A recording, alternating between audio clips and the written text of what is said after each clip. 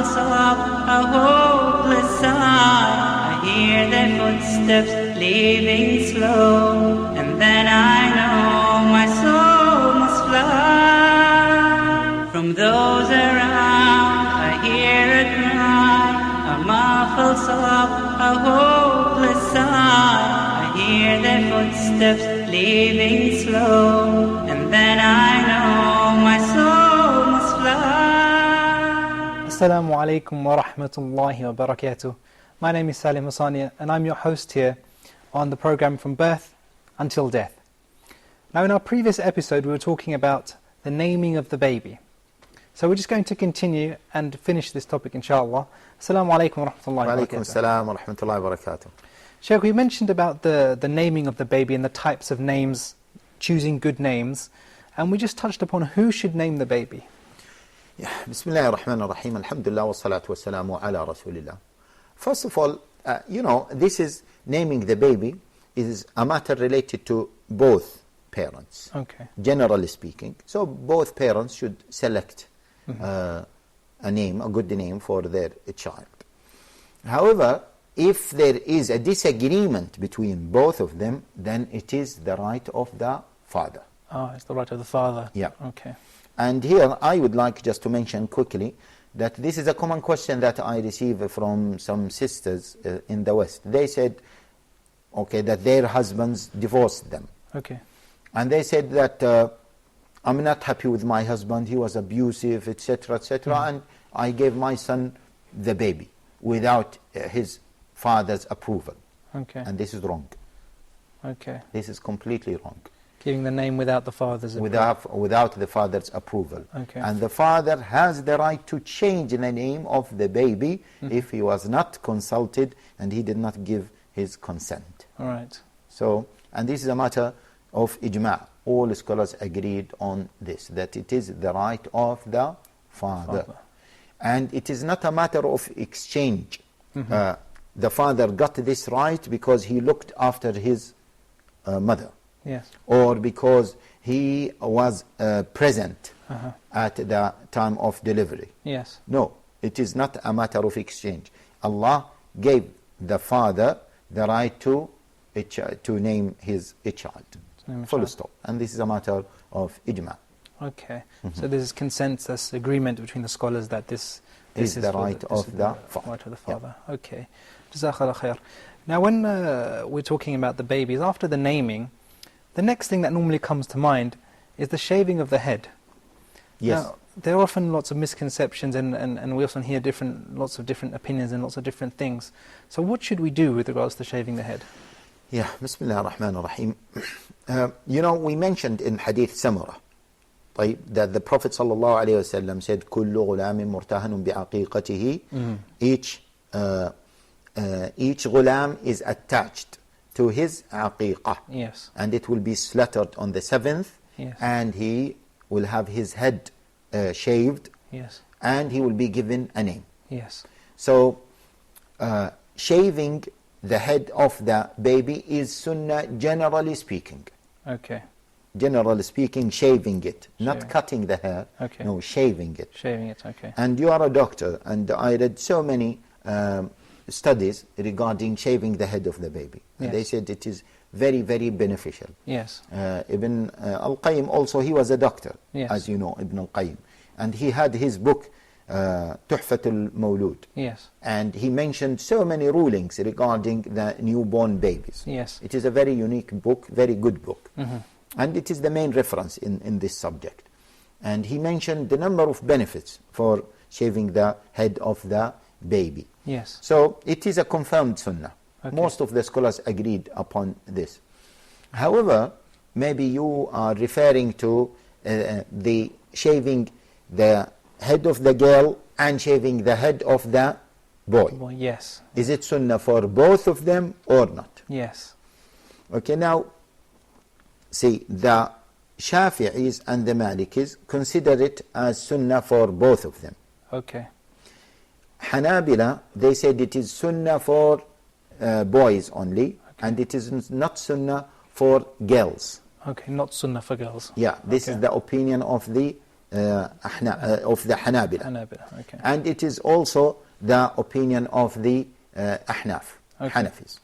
Now, they said that the Prophet ﷺ said, كُلُّ غُلَامٍ.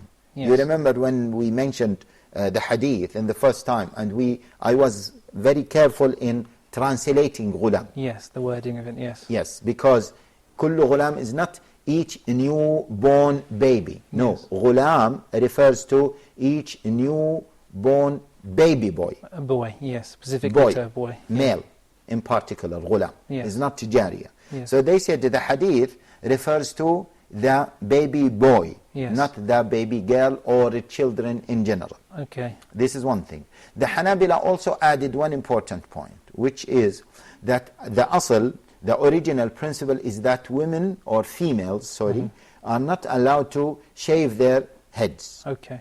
So they said that this asl is a firm rule. Yes. We cannot break that firm rule unless we have another frame rule, Okay. firm rule. Firm rule, Okay. So anyway, as the other scholars said, no, the hadith is general, and here ghulam, it doesn't really mean, or the Prophet ﷺ did not intend to say a baby boy, because the Prophet ﷺ mentioned the other rulings that are related to who? To boys and girls General, as well. yes. And also they mentioned that there is a narration in Al-Muwatta that Fatima radiallahu ta'ala anha, the daughter of the Prophet ﷺ, she gave birth to Al-Hasan and Al-Husayn and Zainab and Kulthum. So Zainab and Kulthum, Yes.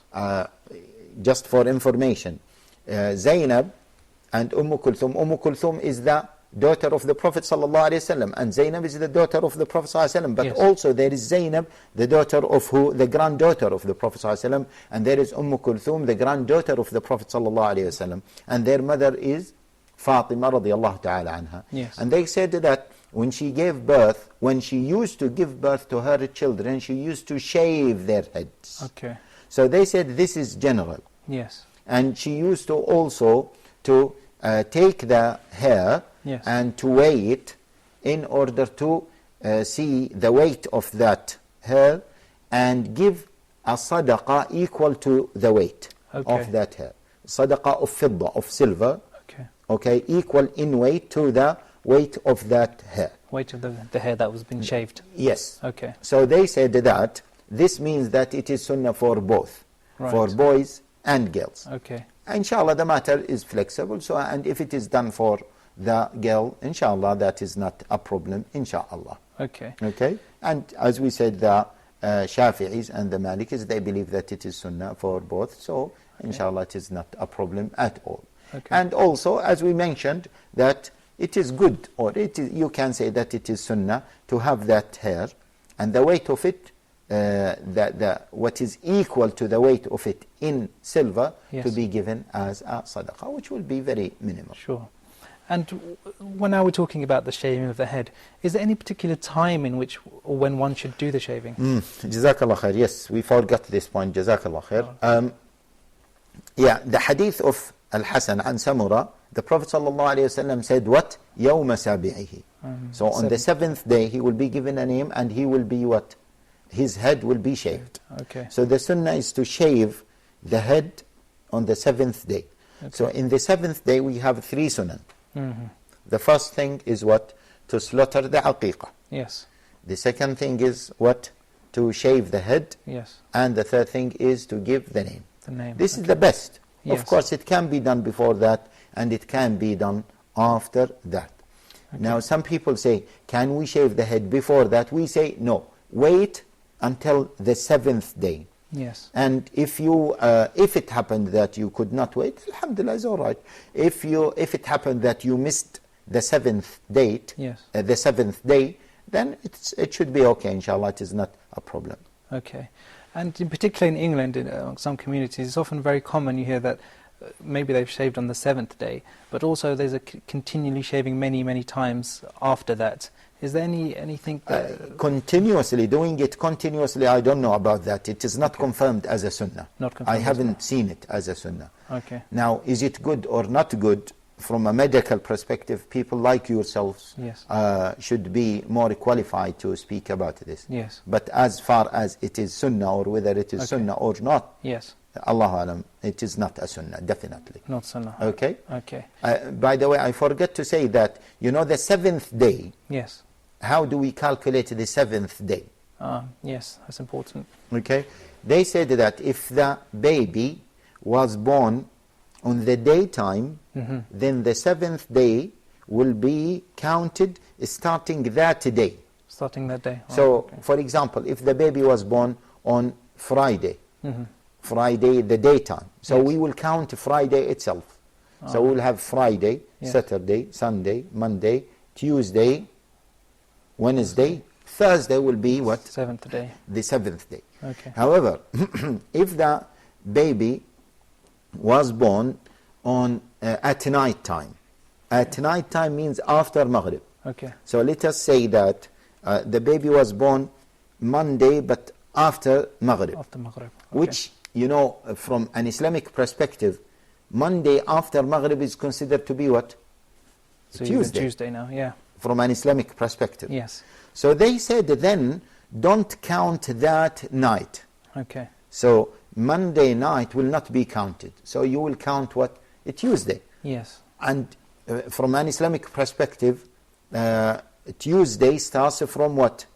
From Maghrib. Maghrib, yes. So we will count a Tuesday, and then Wednesday, Thursday, Friday, Saturday, Sunday, Monday is Monday, what? seventh. The seventh. Okay.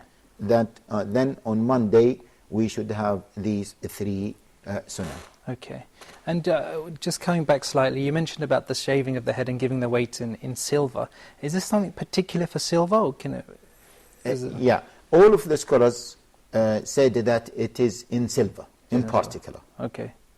not in gold. Not in gold. And it is a matter of very few grams, Okay. maybe 2-3 grams. And by the way, again, as we mentioned this, I don't know, sometimes in some communities and some brothers and sisters, they like to take things in a very, you can say, mathematical way. Okay. Or they have this engineering mentality. Yes. I don't know, maybe because we are exposed to maybe digital life. Yes. We have computers, we have on and off, Yes. okay, lights, and we have this kind of lifestyle. So we start to think like this Thinking way. becomes like So they said that, it was difficult for me to take the hair and to weigh it. Yes. Because I did not find the right tool. Yes. I said to them, come on, sisters, just estimate. Okay, 2-3 grams is not a Estimate. big deal. Yes. Okay, and then just give it as a sadaqah. Yes. It doesn't mean, there is nothing holy Yes. in weighing it. Yeah. Okay, it is not Sure. ibadah, weighing it itself. Yes. The ibadah is the sadaqah. The sadaqah. Sure. Okay. Jazakallah khair, Sheikh, for taking the time to explain this. We're now going to take a short break, and when we come back, we'll continue with this topic of shaving, and we're looking at other aspects of the baby. Jazakumullah khair, wassalamu alaikum wa rahmatullahi wa barakatuh. Come on, my brothers, let us pray. This time is now, do not delay.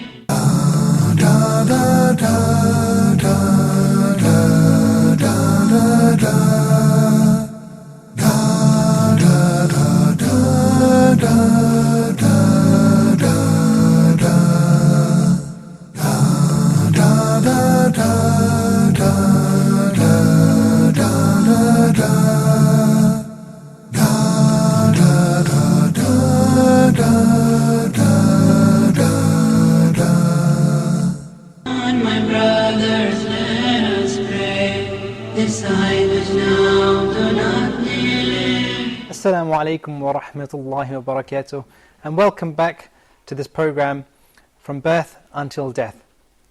Before the break we were talking about the shaving of the head, and now we're just going to move on to the other issues that are related to the newborn baby. Assalamu alaikum wa Wa alaikum rahmatullahi. assalam wa rahmatullahi wa barakatuh. Sheikh, before the break we mentioned about the shaving of the baby and the differences between the boys and the girls. Now another important issue is obviously the circumcision of the baby.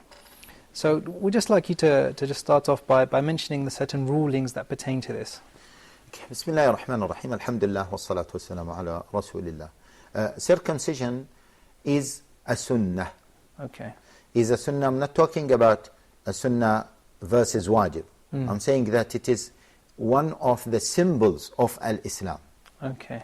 And that's why, and that is taken from the hadith of the Prophet sallallahu alaihi wasallam, mentioned in Sahih Muslim, no doubt about its authenticity, when the Prophet sallallahu alaihi wasallam said, al-fitra, look, fitra is 5. And the first one was al-khitan. Yes. Circumcision.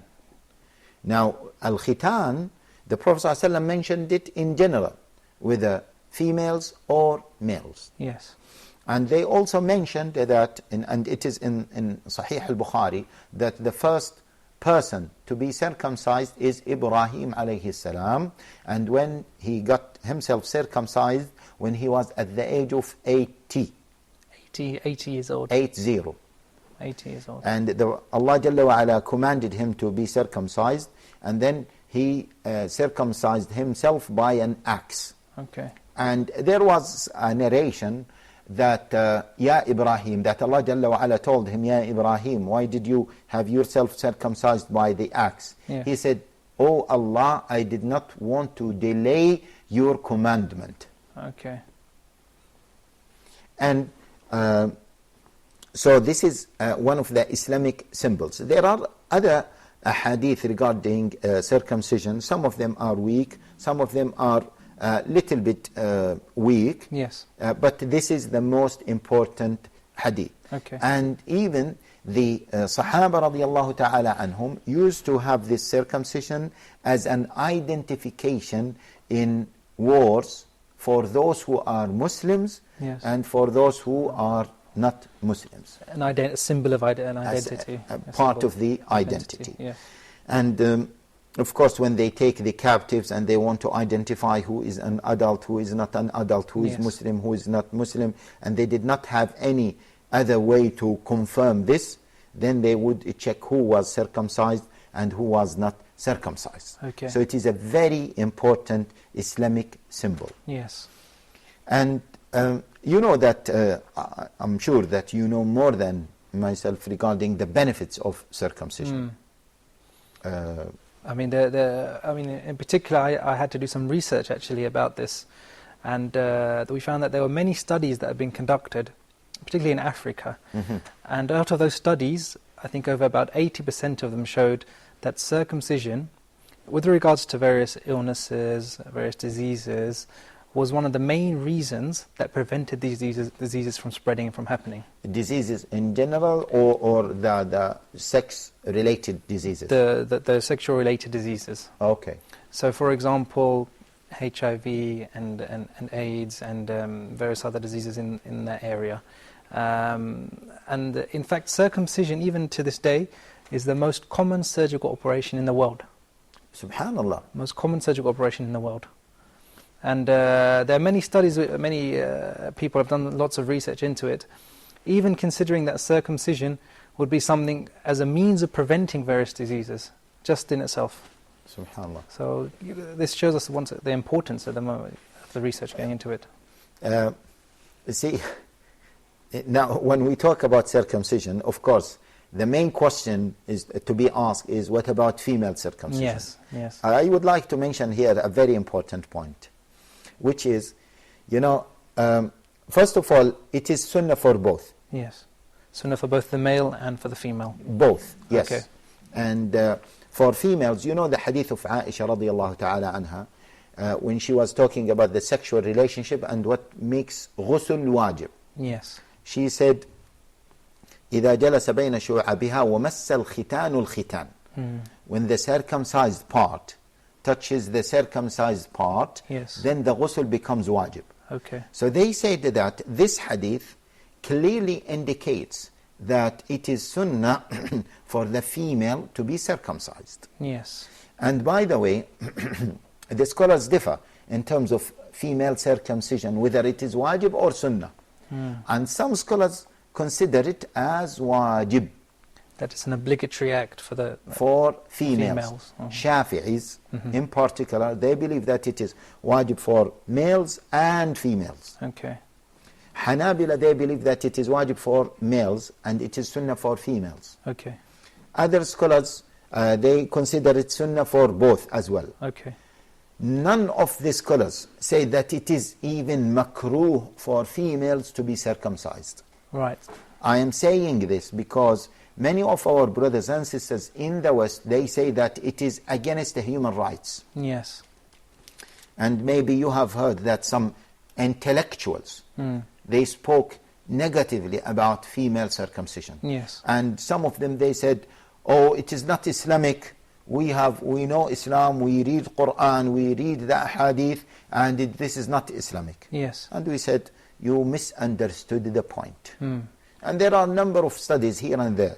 And some of them try to what? To say that it is un-Islamic. Yes. It is not from Sharia at all. Why? Because unfortunately they want to please the West. And you know that in some Western countries, female circumcision is illegal. Yes. Like in Britain. Yeah, in the UK, for example, yes. Yeah, in the UK it is illegal. Yes. And in fact, it is illegal to do it in the UK, and it is illegal for a UK citizen Yes. to have his daughter circumcised, Yes. even outside the UK. Yes, I remember recently there was an article about this where some people have been prosecuted even for having this Yes. female Yeah, circumcision. because they consider it illegal. Yes. Now, they say that it is against the human rights. Yes. And I would like to respond to this, and in particular to our brothers and sisters. Yes. Listen, male circumcision itself was considered to be illegal in some countries, in some European countries. I don't know whether it is still the case or not. I remember almost 17 or 18 years ago, Yes. my brother-in-law used to live in Denmark. Yes. And he had his new baby boy. Yes. I was visiting Lebanon. He brought his son to be circumcised in Lebanon. Yes. I said to him, why didn't you have him circumcised in Denmark? Yes. The way I understood it from him at that time, that it was illegal. For baby, this is for a boy. For boys. Boy, yes. Okay? So now, after they discovered that it is a very healthy practice, they said that it is legal. All right. Okay?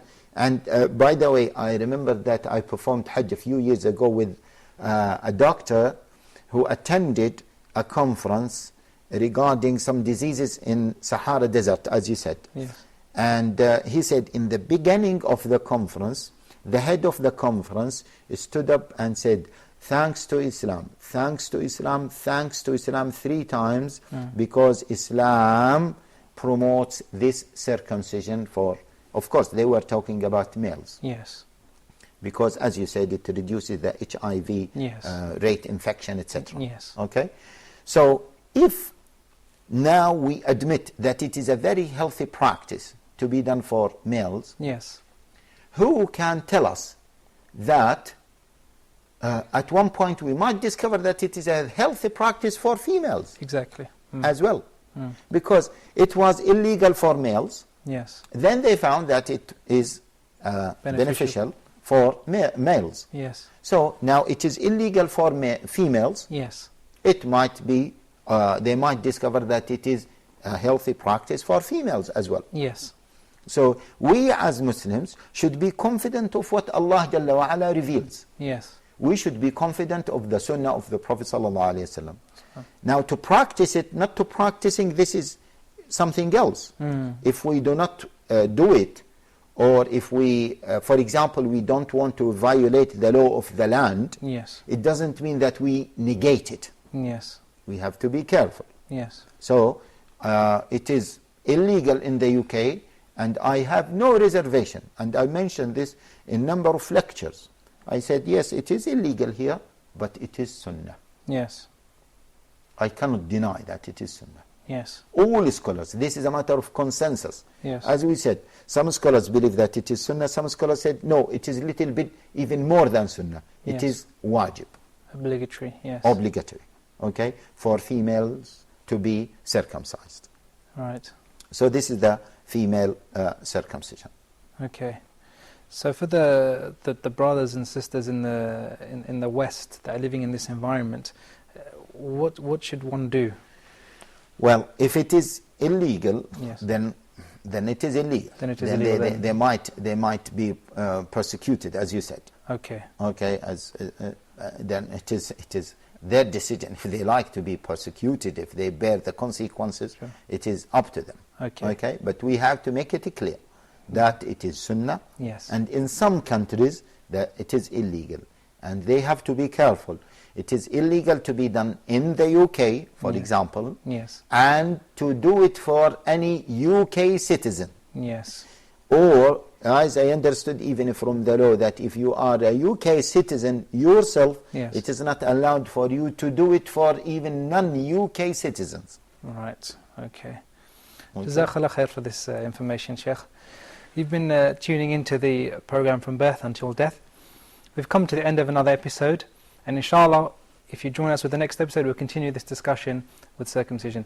Assalamu alaikum wa rahmatullahi wa barakatuh. From those around, I hear a cry, a muffled sob, a hopeless sigh.